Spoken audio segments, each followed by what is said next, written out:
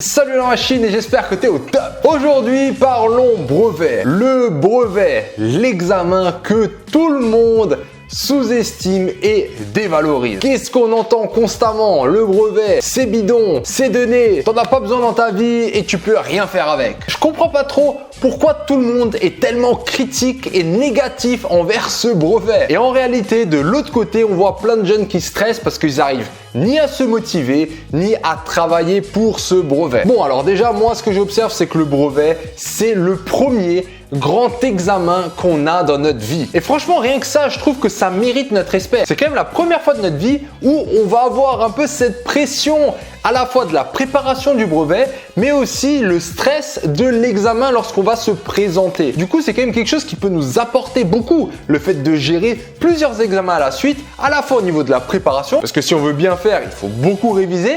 Et au niveau de l'examen, il faut tenir un petit rythme de vie pour aller jusqu'au bout. Alors c'est vrai qu'il y a aussi le contrôle continu qui intervient dans le brevet. Et personnellement, quand je l'ai passé, j'avais mon brevet grâce au contrôle continu. Et je suis certain qu'il y a plein d'entre vous qui pensent que je me suis juste assis, j'ai rien fait et que j'ai eu mon brevet comme ça. Mais alors, pas du tout. Aussi bizarre que ça puisse paraître, je me suis préparé à fond parce que je me suis dit j'ai envie de le défoncer ce brevet. Et c'était pas qu'une question de notes, mais c'était surtout une question de qu'est-ce que je vaux lorsque je me prépare à fond pour mon premier examen de ma vie. Est-ce que j'arrive à avoir une bonne note? Est-ce que j'arrive à gérer la pression, le stress de l'examen? Comment je vais m'en sortir? C'est surtout ça qui m'intéressait. Et puis en arrière-plan, comme je te l'ai dit, ce qui était très intéressant, c'était toute la préparation parce que si on veut tout réviser, il y a quand même beaucoup à réviser. Donc j'ai vraiment vu ça un peu comme un challenge et je suis allé à fond dedans. Et avec du recul, quelques années plus tard, quand j'ai même eu mon bac, je me suis dit, c'est quand même assez marrant parce que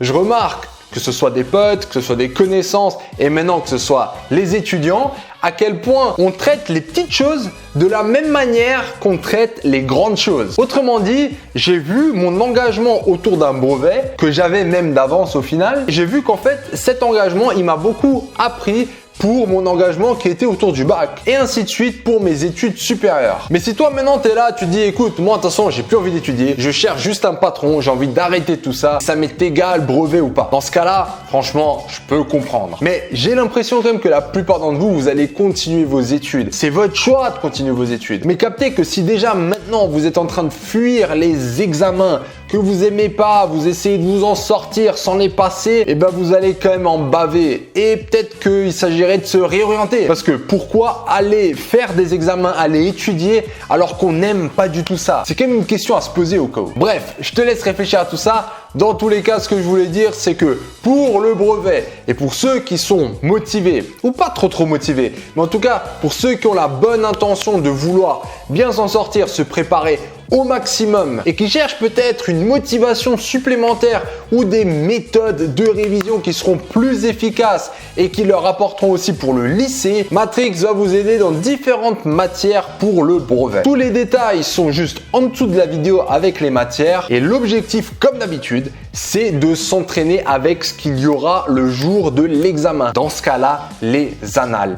Et 3 choses très importantes qu'on fait à chaque fois lorsqu'on travaille ces annales. La première, on fait des rappels de cours suffisamment approfondis parce qu'on sait qu'il y en a plein d'entre vous qui ont décroché ou pas trop écouté au courant de l'année. La deuxième chose, dès que c'est possible, on vous met en avant les pièges. Tu vois, ces tournures un petit peu cheloues de l'énoncé ou de l'exercice, on va vous les montrer histoire que ça ne vous trouble pas. Et finalement, tu verras que ça reste quand même des exercices relativement types. On va vous donner les étapes à suivre pour les exercices aussi type brevet. Tu vas voir que les premiers que tu feras, ça te paraîtra peut-être un peu nouveau, un peu complet par rapport aux exercices de DAB, mais avec quelques exercices d'entraînement, tu vas voir que c'est souvent les mêmes structures qui ressortent. D'un point de vue global, ce que je vois, c'est que non seulement tu vas te préparer pour ton brevet, mais en plus de ça, tu vas combler beaucoup de lacunes. Et combler tes lacunes, ça sera toujours un point très positif si tu comptes attaquer le lycée l'année prochaine. Alors dernier point un peu nouveauté, c'est le côté motivation et entraide qu'on va vous apporter.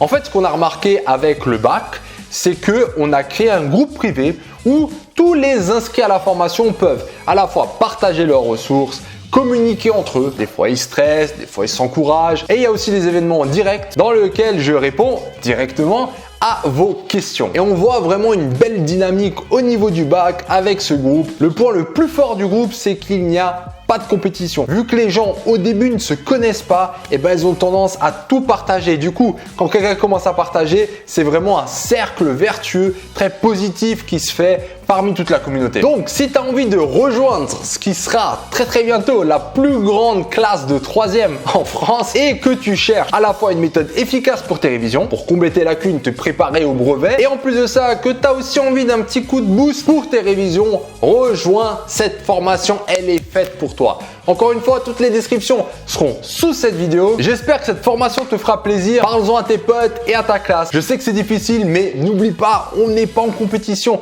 Et plus on se met ensemble à bosser ensemble, plus à la fin on se motive et on réussit. Et sur ces belles petites paroles, reste au top la Rachid.